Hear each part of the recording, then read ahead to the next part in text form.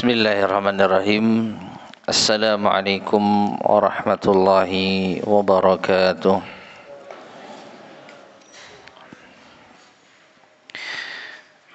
Innal hamdalillah nahmaduhu wa nasta'inuhu wa nastaghfiruh wa na'udzu billahi min shururi anfusina wa min sayyiati a'malina.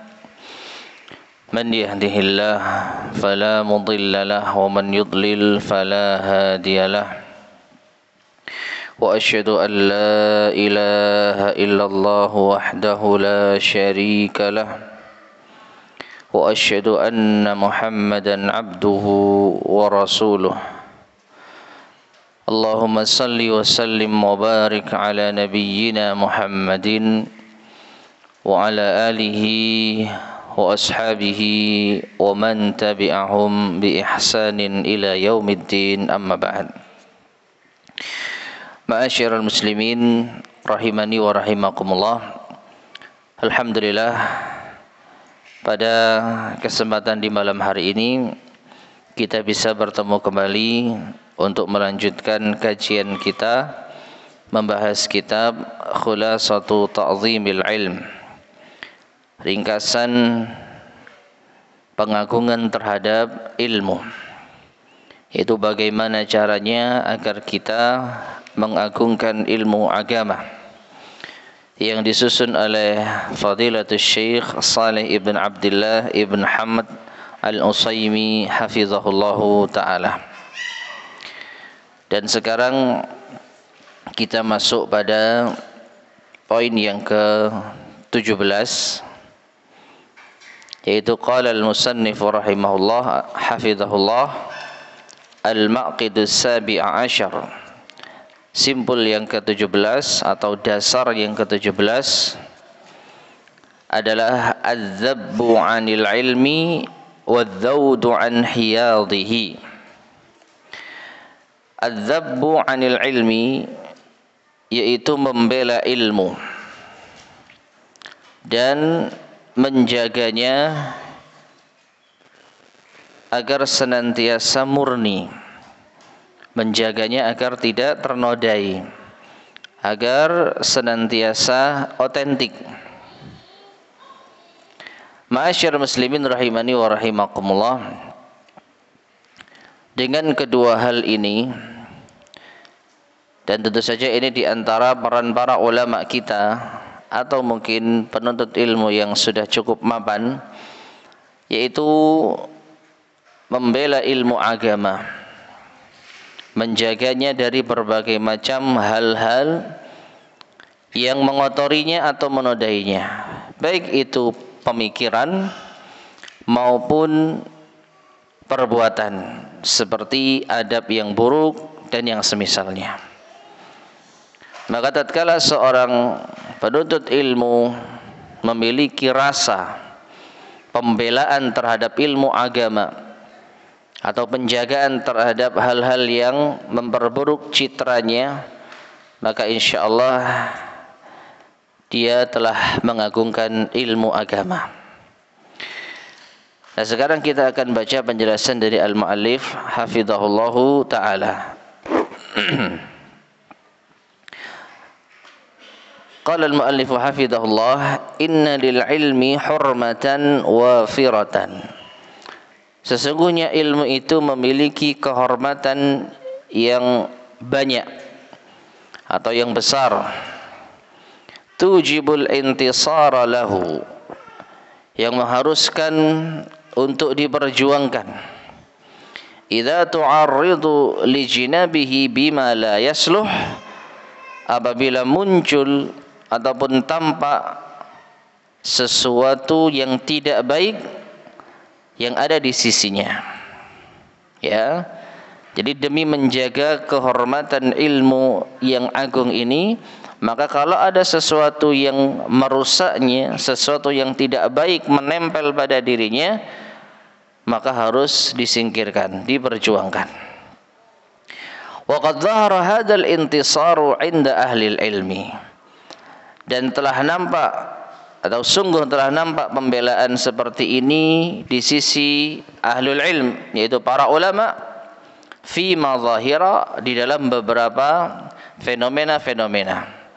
Artinya cara para ulama kita mempertahankan ilmu, menjaga ilmu, membela ilmu itu dalam beberapa contoh.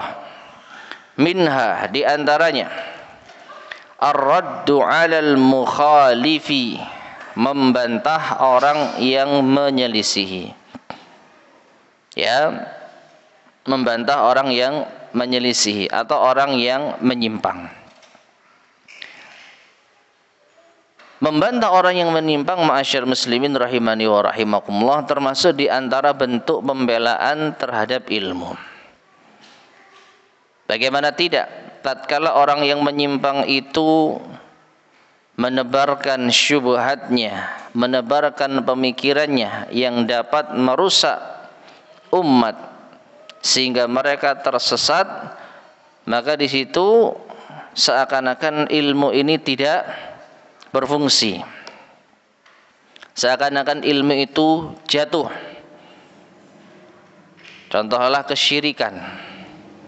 Tatkala ada seorang tokoh yang menyeru kepada kesyirikan dan dibalut dengan agama misalkan,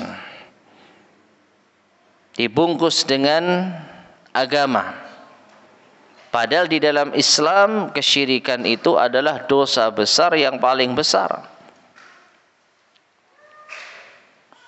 Nah, maka ketika tidak ada yang membantah, meluruskan penyimpangan cara berpikir tokoh kesesatan tersebut, maka hilanglah wibawa ilmu agama.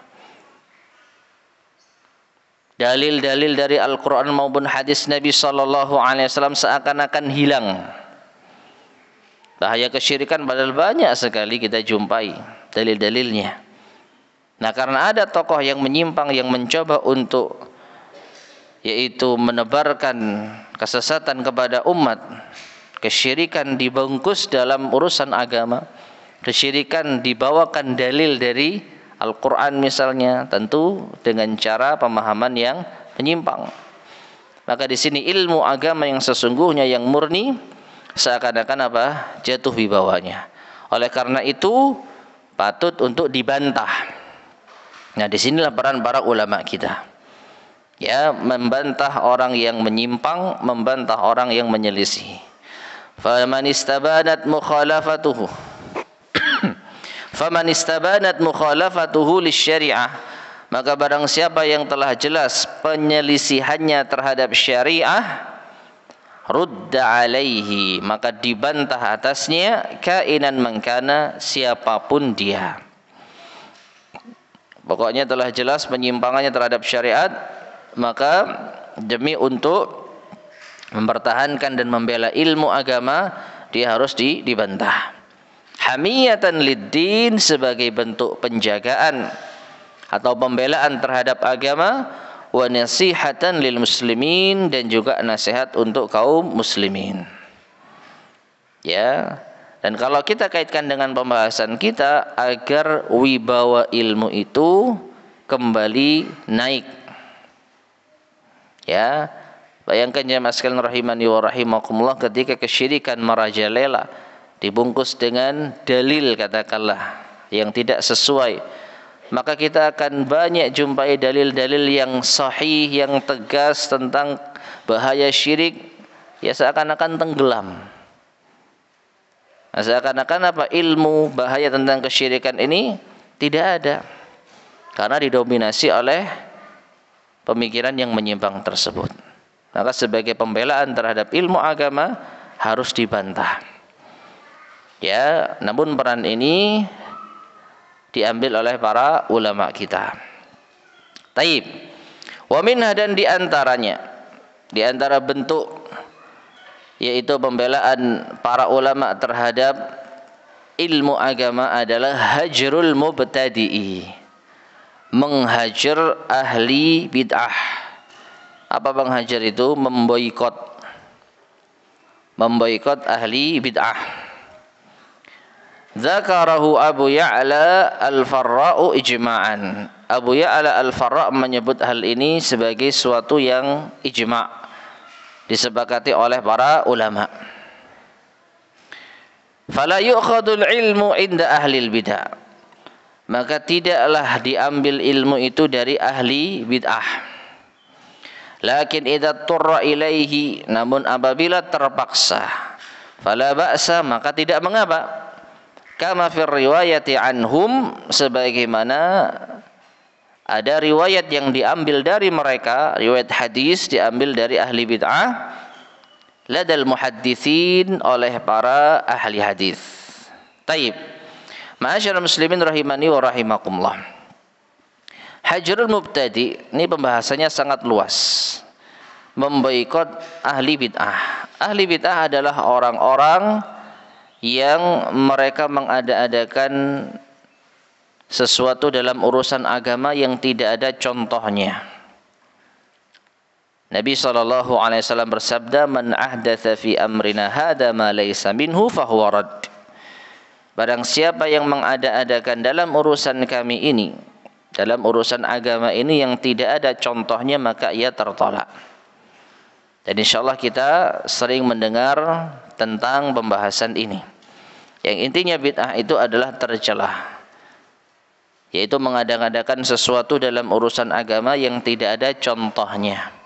Nah, mubtadi itu adalah orang yang mengajak atau orang yang melakukan perbuatan bid'ah tersebut. Maka di antara bentuk penjagaan terhadap agama dan ilmu agama, ada kalanya orang-orang yang berbuat bid'ah, khususnya tokoh-tokoh utamanya, itu dihajar. Awas ya, bukan dihajar. Ya, dihajar pakai bahasa Arab. Apa itu? Diboikot. Ya, jadi dibatasi muamalahnya. Ada banyak bentuk, di antaranya tidak dijawab salamnya, tidak diperkenankan untuk bicara, atau tidak diperkenankan untuk tampil di masjid atau apapun itu. Nah, termasuk di antaranya fala yu'khadul ilmu indahum, tidak diambil ilmu mereka. Secara asal ini secara mutlak. Kalau ada orang yang mengajarkan kebid'ahan atau mengamalkan kebid'ahan, apalagi tokohnya, maka secara asal kita dilarang untuk mengambil ilmu darinya. Meskipun ilmu itu tidak berkaitan dengan agama, katakanlah, atau tidak berkaitan dengan akidah. Ya, namun di sini disebutkan oleh al-mu'allif, idza turra ilaihi, jika terpaksa, fala ba'sa, maka tidak mengapa. Dan para ulama kita membahas tentang masalah ini cukup tajam. Keterpaksaan itu seperti apa? Ada kalanya seseorang itu mengatakan, terpaksa saya belajar sama si fulan karena nggak ada yang ngajari lagi di sini. Apa itu? Contohnya bahasa Arab. Ya, banyak di kalangan orang-orang yang mengamalkan kebid'ahan, yang mengajarkan kebid'ahan, itu bagus bahasa Arabnya, paham bahasa Arab. Nah, kita mau belajar bahasa Arab kepadanya, lalu kita katakan terpaksa karena nggak ada yang ngajarin dari kalangan ahlus sunnah misalnya. Maka perlu ditinjau, benarkah seperti itu? Nah, jika tidak benar, maka tentu hal ini tidak pas. Berarti bukan terpaksa. Ya. Namun jika benar, maka baru kita amalkan penjelasan dari Asy-Syaikh di sini. Nah, intinya ma'asyiral muslimin rahimani wa rahimakumullah, yaitu ilmu-ilmu tertentu yang mungkin tidak dijumpai pada asatidzah kita, pada ulama-ulama kita Ahlus Sunnah wal Jamaah.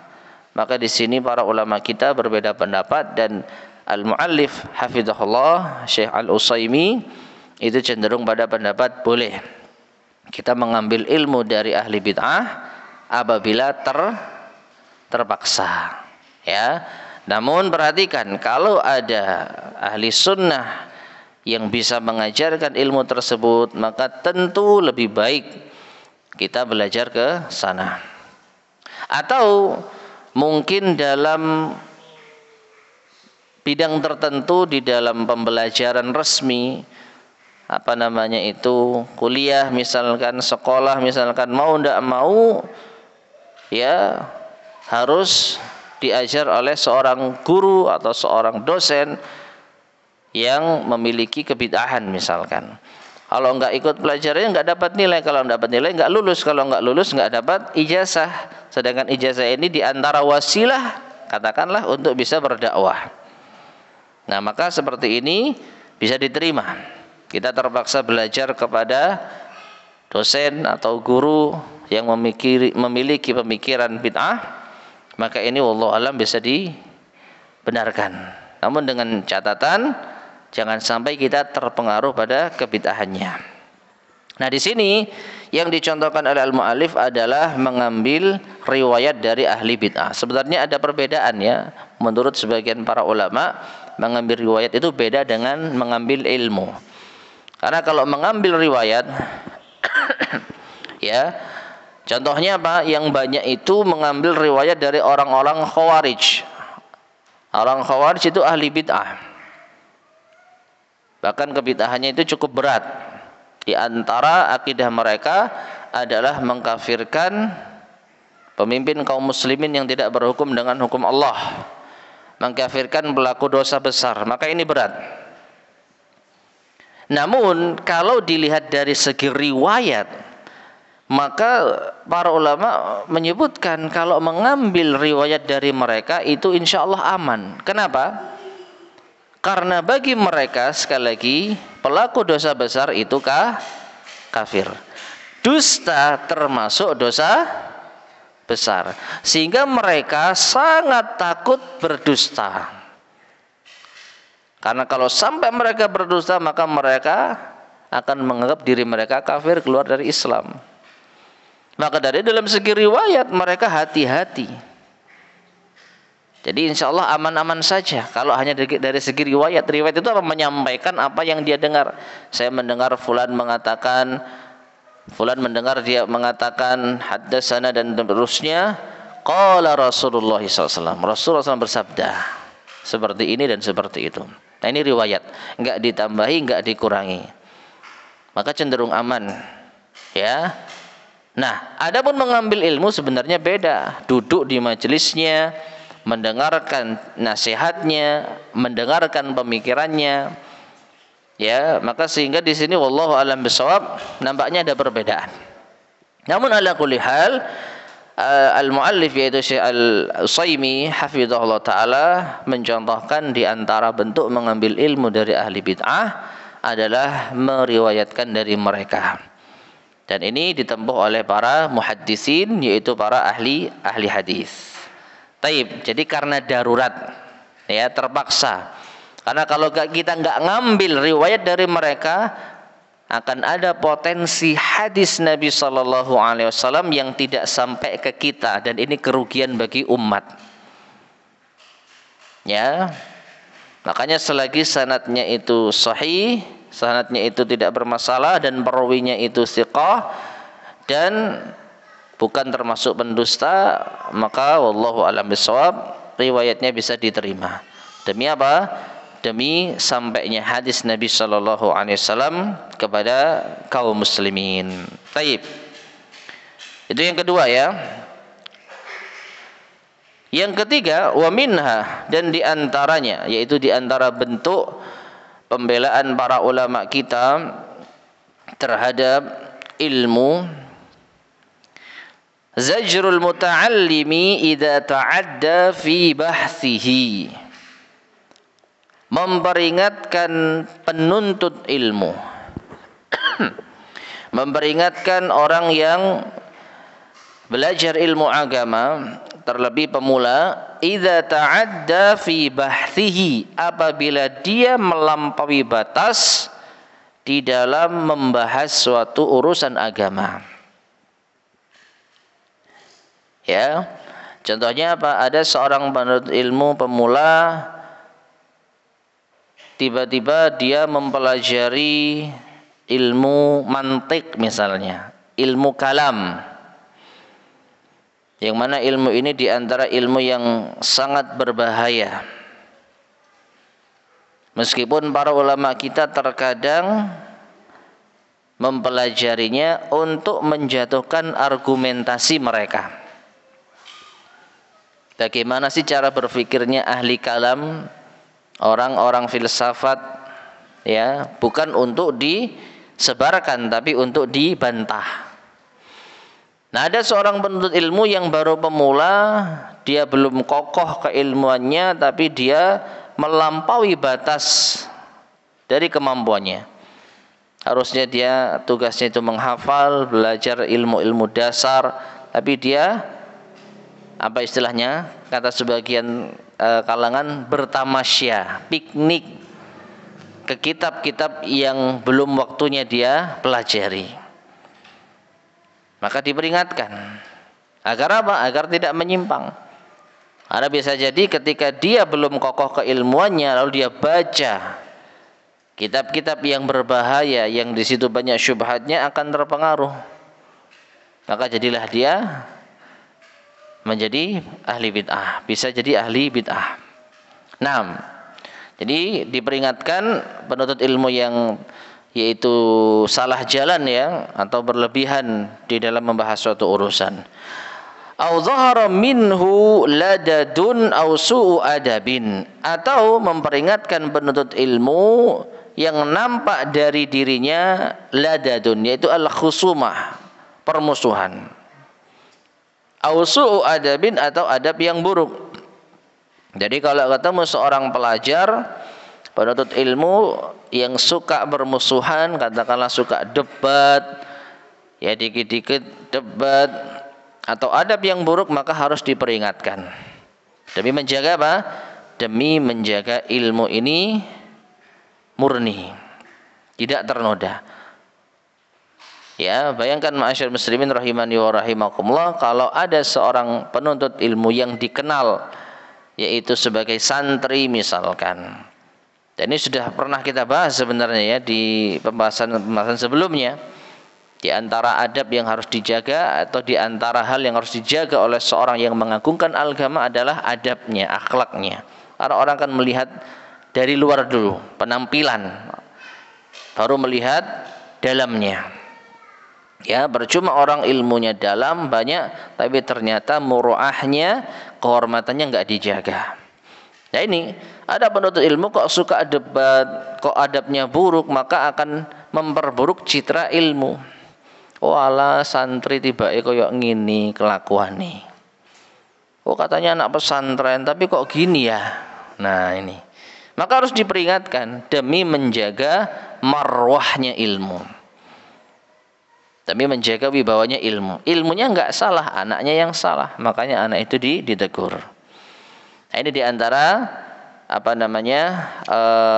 penjagaan terhadap ilmu agar senantiasa terjaga kehormatannya.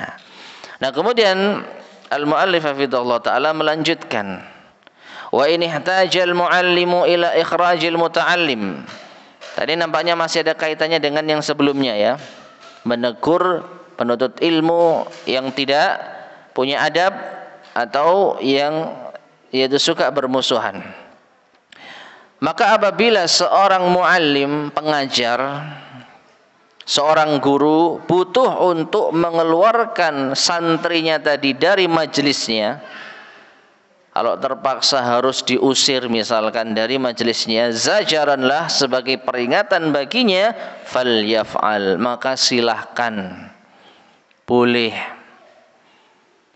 Ya, jadi seorang guru berhak untuk mengusir siapapun dari majelisnya apabila terdapat hal-hal yang tadi kita sebutkan.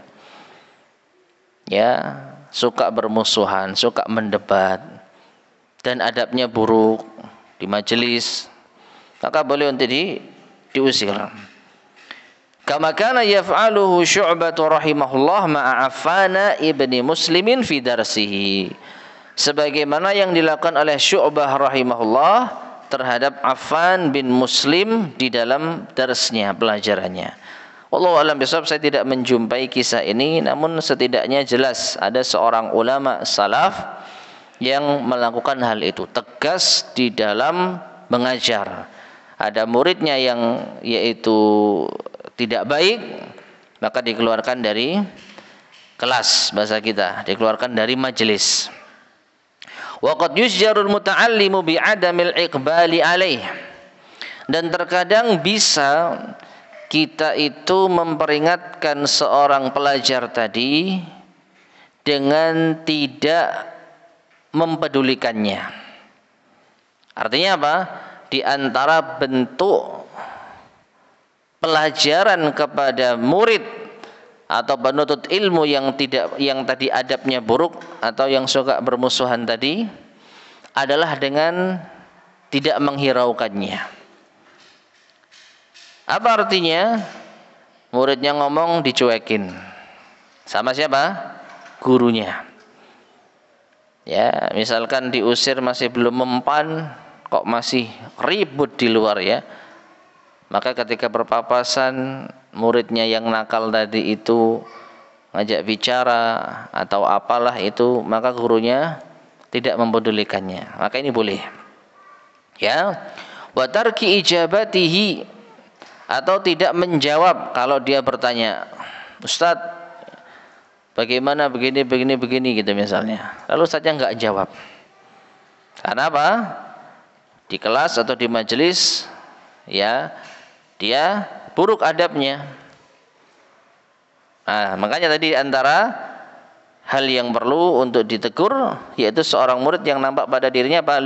Ladadun atau su'u adab, permusuhan dan adab yang buruk. Misalnya di kelas atau di majelis ketika dijelaskan, sang murid itu apa? Menyela, lalu membantah, nggak terima, eyel-eyelan sama ustadznya misalnya. Lalu adabnya buruk lagi, mengeraskan suara atau mungkin dengan kata-kata yang tidak pantas. Maka murid seperti ini boleh untuk diusir. Ya, nah setelah diusir ternyata murid itu menghampiri ketika selesai pelajaran. Lalu tanya, Ustadz, tanya masalah lain, maka ustadznya boleh untuk tidak menghiraukan. Wah, ini tadi di majelis saja sudah bikin ulah, sekarang enggak saya tanggapi.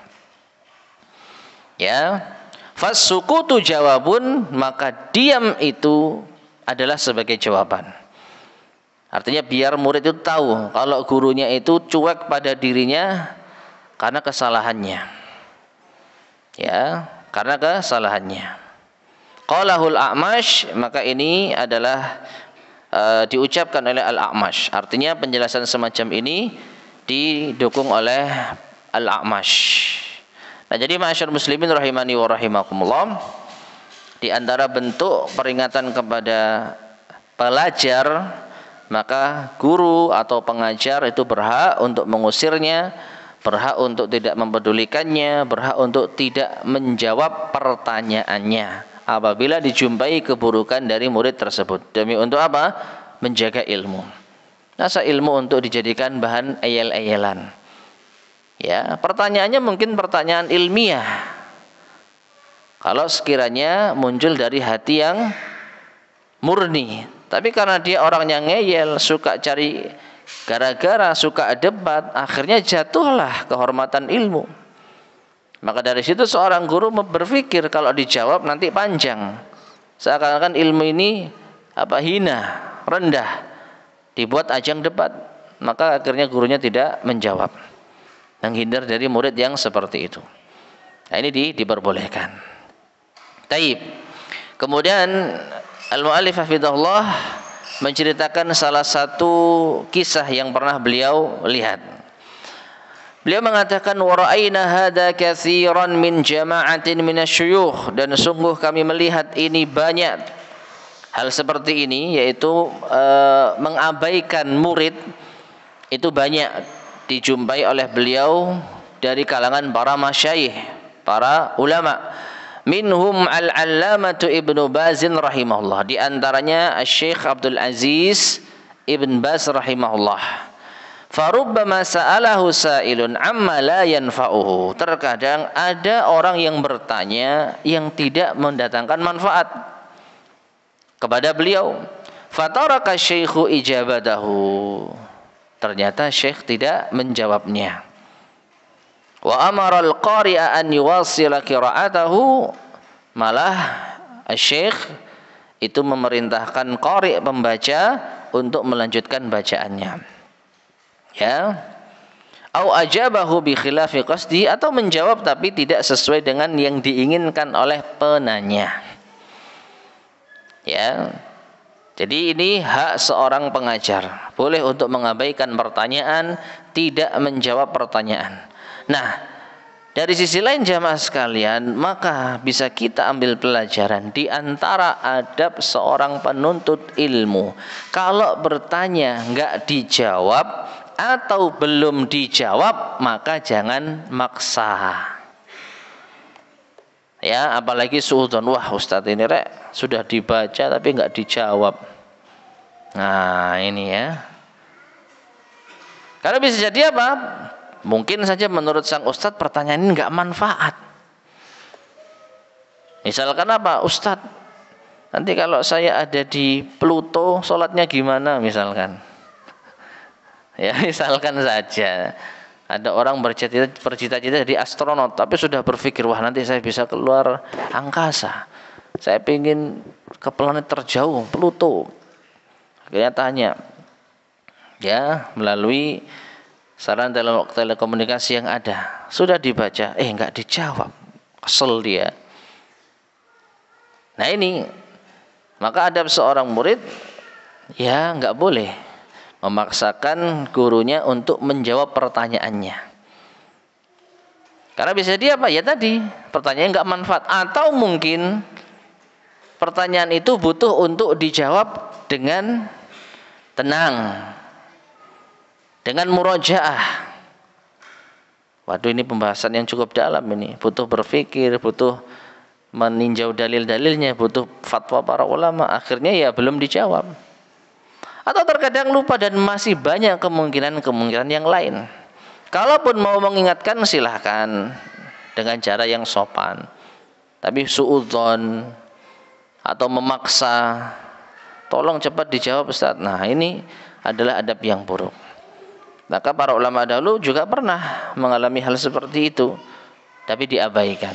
Pertanyaan yang mungkin menimbulkan kegaduhan atau yang lainnya itu diabaikan. Wallahu ta'ala alam bisawab. Nah ini ma'asyar muslimin rahimani wa rahimakumullah, simbol yang yaitu ke-17. Taib, kita lanjutkan. Sekarang kita masuk pada al-ma'qidus tsamina asyar, simbol yang ke-18, dasar yang ke-18 bagi orang yang mengagungkan ilmu agama. Qala al-mu'allif hafizahullah at-tahaffudhu fi mas'alatil alim. Berhati-hati ketika bertanya kepada seorang alim. Ma'asyar muslimin rahimani wa rahimakumullah. Kalau kita perhatikan, ini sebenarnya lanjutan dari pembahasan sebelumnya. Bedanya pada dasar yang ke-17 itu ditujukan kepada seorang alim, orang yang berilmu. Jaga kewibawaan ilmu itu dengan cara seperti ini. Jaga kehormatan ilmu itu dengan cara seperti ini. Kalau ada murid-murid yang nakal, yang tidak benar, abaikan, usir. Ya, maka itu hak Anda sebagai seorang mu'alim. Jadi ini dari sisi apa? Pengajar. Nah, di poin yang berikutnya, tinjauan ini dari sisi sang murid, dari sisi pelajarnya, penuntut ilmunya. Yaitu apa? Berhati-hati ya ketika bertanya kepada seorang alim. Taib, sudah azan ya? Fadhal azan dulu mungkin.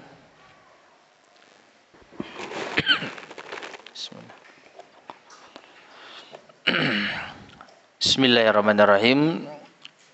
Ma'asyar muslimin rahimani wa rahimakumullah.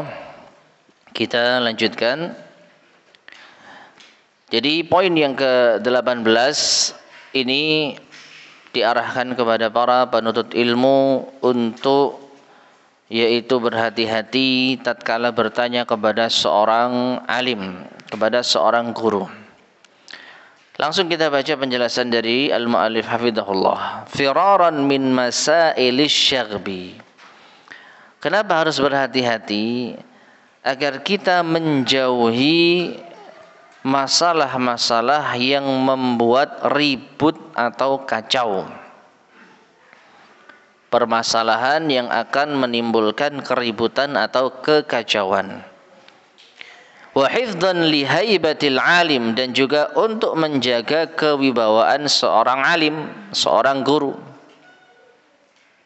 Fa inna minas su'ali, karena sesungguhnya di antara pertanyaan itu ma yuradu bihi tasyghibu, tidaklah yang diinginkan kecuali untuk keributan.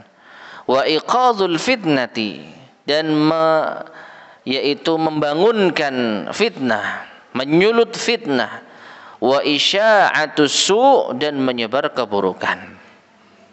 Ini banyak dijumpai pertanyaan-pertanyaan yang memancing kegaduhan, ya, membenturkan pendapat antara guru yang satu dengan guru yang lain. Ini ulahnya siapa? Murid. Ulahnya penuntut ilmu. Wa man anasa minhu ulama'u hadhil masaila laqiya minhum ma la yu'jibuhu. Dan di antara para ulama yang mungkin melihat, merasakan fenomena ini, pertanyaan-pertanyaan seperti ini, maka sudah enggak heran lagi dari ulah para murid-murid tersebut. Artinya apa? Sadar ini, wah ini ditanyakan. Ini paling ya untuk menguji. Ya, pendapat saya sama enggak dengan pendapat ustadz yang lain yang sedang viral mungkin. Nah ini. Fala budda minat tahaffudhi fi mas'alatil alim. Atau kemudian kama marra ma'aka fi zajril muta'allim, sebagaimana yang telah berlalu bersamamu tadi, yaitu di dalam peringatan pelajar yang seperti ini. Tadi sudah kita sampaikan, kalau ada guru yang menjumpai muridnya seperti ini, maka boleh untuk dihajar. Ingat ya, dihajar atau diperingatkan. 6. Sehingga fala budda, harus bagi seorang murid, seorang penuntut ilmu, minat tahaffudhi, untuk menjaga fi mas'alatil alim, ketika bertanya kepada seorang alim, seorang guru. Wala yuflihu fi tahaffudhihi, dan tidak akan berhasil dia untuk menjaga hal tersebut atau memperhatikan hal tersebut, fiha, di dalam bertanya tadi, illa, kecuali man a'mala bi arba'ati usul, bagi siapa yang menerapkan 4 dasar, 4 pokok utama. Taib ini dilanjutkan nggak Bapak? Hah? Biar ya, selesai ya. Taib. Jadi kesimpulannya ada 4 prinsip dasar kalau kita itu mau baik di dalam bertanya kepada seorang guru. Kalau kita jaga 4 hal ini, insya Allah pertanyaan kita tidak akan membuat gaduh. Tapi siapa yang kehilangan salah satu prinsip ini, khawatir pertanyaan ini akan membuat gaduh. Awwaluha, yang pertama, al-fikru fi su'alihi, berfikir sebelum bertanya. Limadza yas'al, kenapa dia bertanya? Ini menunjukkan apa pentingnya menjaga niat. Saya tanya masalah ini untuk apa sih? Apakah hanya sekedar ingin tahu pendapat sang ustadz? Apakah beda dengan ustadz yang di sana? Apakah sependapat dengan ustadz yang di sini? Apakah sama dengan ustadz yang di situ? Kalau cuma hanya sekedar ngetes, maka jangan tanya, karena niat Anda tidak baik. Ya, limadza yas'al, tanya kepada diri kita, ngapain kita ini tanya? Dan banyak niat-niat yang buruk untuk ngetes, untuk memancing, untuk menjatuhkan. Ya, tahu ustadznya itu menggebu-gebu kalau menjelaskan masalah tertentu, wah ini pas ini, tanya, dijawab. Kalau nggak ditanya, nggak jawab seperti itu. Maka di antara peran murid ya di dalam menjaga kehormatan ustadznya, ya harus hati-hati di dalam bertanya. Sudah tahu ustadznya seperti itu, tanyanya yang mancing-mancing. Fayakunu qasduhu minas su'al, maka hendaknya tujuan utama dia bertanya at-tafaqquhu wa ta'allum, belajar dan mencoba untuk memahami. La ta'annutu wa tahakkum, bukan ngeyel, bukan tujuannya untuk ngeyel atau mengejek. Ini lain perkara ya. Misalkan ada seorang ya santri penuntut ilmu, dia memilih pendapat A. Lalu dia ingin tanya kepada ustadz yang tahu jelas kalau dia itu ikut pendapat B. Tanya, dijawab, lalu didebat. Nah ini. Berarti tujuannya bukan apa? Mencari ilmu. Dia sudah tahu kok ustadznya itu ikut pendapat B, dia ikut pendapat. Nah, kalau itu masalah fikih yang biasa, ya sudah sama-sama tahu. Oh, beliau ikut pendapat itu, saya hormati. Sebagaimana saya juga berhak untuk mengikut pendapat yang lain, nggak ada masalah. Tapi kalau dia tanyaannya tujuannya untuk ngetes tadi, atau untuk mendebat, atau untuk ngeyel, atau untuk menjatuhkan, nah saya tahu kelemahan pendapat B. Tanya saya. Dijawab, tapi ustaz dalil yang lain gini, akhirnya ustaznya kelabakan. Nah ini berarti niatnya tidak baik. Fa inna man sa'a qasduhu fi su'alihi yuhramu barakatal ilm. Karena siapa yang buruk niatnya ketika bertanya, maka dia akan terhalang dari keberkahan ilmu. Mungkin dia bisa puas menjatuhkan ustadznya, kalah ustadz ini. Saya sudah siap dalil-dalil pendapat A, sedangkan ustadznya mungkin belum siap. Ya, belum siap dalil yang cukup komplit di dalam pendapat B, dibantah. Tapi ustadz begini kata Syekhul Islam misalkan, berdasarkan fatwa Syekh bin Baz, Syekh Utsaimin begini. Ya ustadznya nggak bisa jawab karena memang belum persiapan. Sedangkan si penanya ini sudah bersiap. Oh begitu ya. Ya kalau gitu mungkin mendapat A yang benar, puas dia. Nah ngono lho. Menunjukkan kalau dia apa? Hebat, bisa mengalahkan Ustadz Fulan. Tapi apakah berkah? Apakah berkah murid yang seperti ini ilmunya? Kata Syekh, fa inna man sa'a qasduhu fi su'alihi yuhramu barakatal ilm. Kalau orang niat pertanyaannya ini sudah buruk, maka dia akan terhalang dari keberkahan ilmu. Akhirnya sombong, dengan ilmu dia pakai untuk gaya-gayaan. Enggak berkah ilmunya. Wa yumna'u manfaatuhu, maka dia akan terhalang dari manfaat ilmu itu. Nah ini ma'asyiral muslimin rahimani wa rahimakumullah. Maka prinsip pertama, pikir dulu sebelum bertanya. Saya tanya ini untuk apa sih? Apakah hanya sekedar mencari kehebohan, atau ngetes ustadz, atau iseng? Kalau itu tinggalkan, nggak usah tanya. Tapi kalau memang ingin tahu, kalau memang pingin belajar, maka yang pertama sudah terlewati. Sisa berapa? 3. Yang kedua, al-aslu tsani at-tafattunu ila ma yas'alu anhu. Hendaknya dia cerdas di dalam bertanya. Iya, faham antum pingin belajar, antum pingin tahu jawaban. Bukan niat jatuhkan ustadz, bukan niat yang macam-macam, tapi yang cerdas ketika bertanya. Fala tas'alu amma la naf'a fi. Sehingga engkau tidak bertanya pada hal yang tidak bermanfaat. Imma bin nazari ila halika, baik itu dilihat dari keadaanmu. Orang seperti Anda ngapain tanya seperti ini? Apa manfaatnya?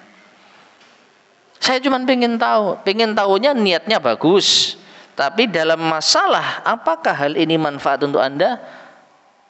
Ya, nanti dulu. Au bin nadhari ilal mas'alati nafsiha, atau melihat ditinjau dari pertanyaan itu sendiri. Seperti tadi. Ya. Tanya, gimana caranya sholat di bulan misalkan. Pingin tahu fikihnya, bagus, niatnya belajar, tapi masalahnya ini nggak manfaat kalau ditanyakan sekarang. Makanya ada seorang ulama yang ketika pernah ditanya seperti itu, jawabannya apa? Nanti kalau sampai bulan telepon saya ya. Kalau sudah beneran sampai sana, iya nanti hubungi saya akan jawab. Nah, seperti itu. Maka yang pertama niat yang baik ini harus diiringi dengan kecerdasan di dalam bertanya. Wa mithluhu as-su'alu amma lam yaqa. Contohnya bertanya pada hal yang tidak terjadi. Seperti tadi. Saya tanya gimana sholat di bulan. Ya. Au ma la yutahaddatsu au ma la yuhaddatsu bihi kullu ahad, atau pertanyaan yang tidak pantas atau tidak layak untuk diperbincangkan semua orang, pertanyaan yang sensitif. Wa inna ma yukhassu bihi qaumun duna qaum. Pertanyaan ini hanya dibahas sebagian kalangan saja, bukan kalangan yang lain. Pertanyaan yang sensitif. Nah, maka cerdaslah seorang murid, seorang penuntut ilmu. Anda ingin tahu baik, tapi kalau pertanyaan yang akan Anda ajukan ini pertanyaan yang sensitif, yang menyebabkan hal yang mungkin akan madharat, maka tahan. Maka berpikir cerdaslah sebelum bertanya. Pikirkan terlebih dahulu pertanyaan ini manfaat atau tidak, akan menimbulkan madharat atau tidak. Itu yang keberapa? Yang kedua. As-salis, yang ketiga, al-aslus salis, al-intibah. Hendaknya dia peka ila salahiyati halis syaikhi lil ijabati an su'alihi. Hendaknya ia peka tentang kondisi yang pantas bagi syekhnya, bagi gurunya untuk menjawab pertanyaannya. Fala yas'aluhu fi halin tamna'uhu. Jangan Anda bertanya pada kondisi yang tidak pas bagi syekh tersebut, bagi guru tersebut. Kakaunihi mahmuman, misalnya gurunya sedang sedih, sedang gundah. Ya, misalnya seorang ustadz kehilangan putranya meninggal dunia, datang rambi-rambi sholat jenazah, lagi sedih-sedihnya ustadz tanya, ini gimana hukumnya masalah ini nggak pas momennya jamaah. Gurunya sedang sedih, maka jangan bertanya dalam kondisi seperti ini. Au mutafakkiran, atau gurunya sedang berpikir, sedang sibuk. Au masyian fi thariq, atau jalan, lagi jalan lalu apa? Dipotong, dihentikan, lalu tanya, Ustaz apa hukumnya begini, bagaimana begini? Nah, ini enggak pantas. Au raqiban sayyaratahu, atau naik kendaraan. Bal yatahayyanu tiba nafsihi, bahkan seorang murid, seorang penuntut ilmu hendaknya menunggu waktu yang pas untuk bertanya sesuai dengan kondisi yang baik dari gurunya. Ya. Jadi niat sudah baik, pertanyaannya juga pertanyaan yang manfaat, lihat keadaan guru. Ini yang ketiga. Lihat keadaan guru. Nah, yang keempat, al-aslur rabi, yang terakhir, tayaqqudus sa'ili ila kaifiyati su'alihi. Hendaknya seorang penanya memperhatikan bagaimana cara bertanya yang baik. Bi ikhrajihi fi suratin hasanatin muta'addibatin. Hendaknya dia mengeluarkan pertanyaan dikemas dengan bentuk yang baik dan penuh adab. Fayuqaddimud du'a li syaikhi, di antaranya doakan syekhnya dulu. Ini biasa ya para ulama kita, ketika mereka itu ditanya, maka muridnya mendoakan ahsanallahu ilaik atau barakallahu fiik, ya, soal syekh misalnya. Nah ini, wa yubajjiluhu fi khitabihi, dan memuliakannya di dalam cara berucap. Wala takunu mukhatabatuhu lahu, dan jangan cara berucap dirinya penanya dengan gurunya tadi kamu khatabatihi ahlas suq, seperti cara berucapnya orang-orang di pasar, au akhlatal awam, atau orang-orang awam. Ya, di pasar itu sembarang, ya, tanya harga piro regane iki, ya, tanya, ya, manggil ustadznya apa namanya seperti tadi, hukumnya ini apa, atau bro hukumnya ini apa bro. Nah, seperti ini. Jadi 3 hal tadi dilengkapi dengan 4 untuk memperindah pertanyaan. Kalau niat Anda baik, kemudian pertanyaan Anda manfaat, kemudian Anda sudah memilih waktu yang pas untuk bertanya, maka yang keempat ini cara bertanyanya harus juga baik. Ya, terutama bicara kepada seorang guru ya harus adab. Afwan misalnya, kalau kita kan biasa ya seperti itu, dikit-dikit afwan padahal nggak punya salah. Ya, ini saya rasa ini di antara kebiasaan yang baik ya. Afwan, lah saya punya salah apa kok antum minta maaf ke saya? Nggak masalah ya. Ini saya rasa adab yang baik ya. Afwan, mau tanya Ustaz gimana begini. Nah ini kan enak. Ya, maka kalau kita memenuhi 4 prinsip ini, insya Allah kita akan terhindar dari bertanya yang membuat gaduh suasana. Wallahu ta'ala alam bissawab. Tayyib ma'asyar muslimin rahimani wa rahimakumullah. Ini yang bisa kita sampaikan pada kajian kita di malam hari ini. Mudah-mudahan bermanfaat. Kurang lebihnya saya mohon maaf. Sebelum kita akhiri, apa ada yang disampaikan? Sudah lama ya. Kita cukup saja ya. Kita akhiri, subhanakallahumma bihamdika asyhadu an la ilaha illa anta astaghfiruka wa atubu ilaik. Walhamdulillahirabbil alamin. Assalamualaikum warahmatullahi wabarakatuh.